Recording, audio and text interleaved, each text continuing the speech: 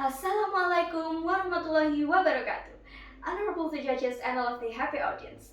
My name is Rahel Natania and I'm from East Java. Today, my speech will be entitled Where Strength Begins. Well, happy audience, have you ever thought that maybe we have been misunderstanding the concept of self-improvement all this time? We blame ourselves for not feeling pretty enough and never being good enough, thinking that we can finally motivate ourselves to change our dislikes. But have you ever wondered what self-improvement really means? Well, it is actually a process of making yourself a better person. It happens not by hating ourselves, but rather by accepting ourselves. Like Carl Rogers once said, that the curious paradox is that when I accept myself just as I am, then I can change. Which means we actually can control ourselves and what is inside us. And it is our inner strength that really needs to be awakened. Now the question is, why is it so important to awaken it? Because one, in real life we cannot control what situation will happen to us. The only thing we can control is how we respond to those unexpected situations.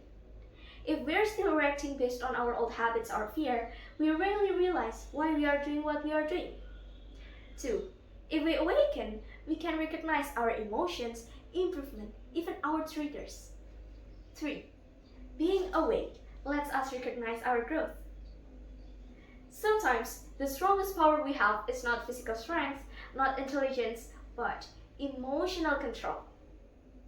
Now what we need to think together after knowing ourselves and naming all of the emotion is, how can we control all of the mixed emotion that happens? We should not fear them. Besides, we have to understand them, manage them, and also grow stronger because of them. I bet all of you agree that these days, social media plays a very huge role on how we see ourselves. We spend most of our break time diving into perfect poses, achievements, even someone's daily life that seems so perfect. We try to validate our emotions, but ended up on a self-analysis. Sometimes, social media made me feel tired of comparing my achievements and luck with others, and I ended up blaming myself. But however, sometimes I just ignore the negative aspects, accept them, and ended up feeling even more lonely. Have you ever felt it? Well, this constant comparison slowly affects our self-concept. Instead of growth, it creates insecurity and self-doubt. Am I right? Our self-analysis then turns into self-destruction that can affect our mental health. This statement is also reinforced by an article from the Indonesian Ministry of Health refers to Dr. Kamelia's statement that illness and mortality rates have increased by up to 200% among adolescents in Indonesia. This is due to a lack of self-regulation and the ability to control behavior, also emotions, which can lead us to mental health problem, also suicide. That's why emotional awareness and self-regulation is so important these days. According to Barry J. Zimmerman, an educator and researcher from New York, self-regulation means a process by which a person manages their thoughts, behavior, emotion, and even environment consistently. Do you know that there is also a very good concept about self-compassion from NEF that explains how we treat ourselves is the same as the way we treat others. And there's 3 components in this concept. 1. Self-kindness. Teach us to be kind and understanding toward ourselves.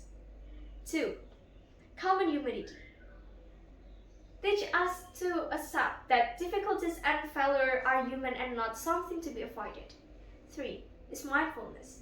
When we provide space to feel our emotion with full of attention while maintaining inner calm and balance. So, after learning about self-awareness, inner strength, the impact of social media on our mental health, self-analysis, even a very good concept about self-compassion, now let's think together. How can we build our inner strength through emotional awareness and self-regulation. 1. We can start with emotional awareness.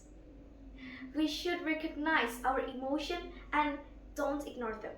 Like the self-compassion concept. Try to ask ourselves, what am I actually feeling? 2. We must regulate. Always remember that we can't control the situation, but we can always control how we respond to those unexpected situations. 3. We should not expect emotional perfection.